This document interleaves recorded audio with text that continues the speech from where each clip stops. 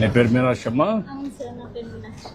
Sir first మొత్తం వాళ్ళ background నేము health background sir. ఇది అటెండెన్స్ సార్. ఆగస్ట్లో సార్ ఇవి రాలా, అక్టోబర్ ఎగ్గొట్టేసారు స్కూల్. టైఫాయిడ్ సార్ నాకు. అయ్యో టైఫాయిడ్ వచ్చిందా? ఇప్పుడు ఎలా ఉంది మొత్తం రికవర్? సో అటెండెన్స్ కూడా పారామీటర్ సార్ స్కూల్ ర్యాంకింగ్ లో.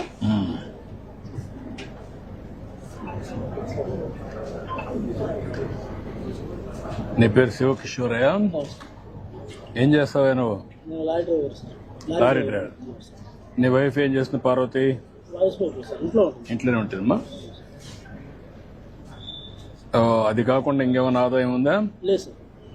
ఎంతమంది పిల్లలు? ఇద్దరండి, కొడుకు ఏం చేస్తాడు? కొడుకు మావాడుగా డ్రైవింగ్. అప్పుడు డ్రైవింగ్ పెట్టేసావు. చదువు పిల్లలకి. ఎంతవరకు చదువుకున్నాడు? 5th వరకే చదివాడు సార్. చదివించలేదా? చదువుకోలేదా? చదువుకోలేదండి. నువ్వు కూడా వాడిని మోటివేట్ చేయలేదా?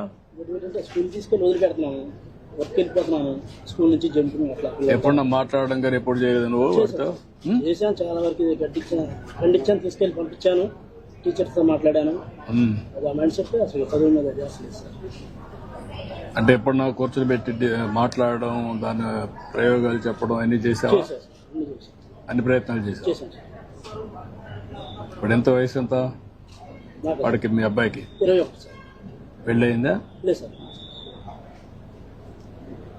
ఇప్పుడు ఈ అప్పార్ ఐడిది కొంచెం కాంట్రవర్సీ సీరియస్ మీకు బ్రీఫ్ చేశాను.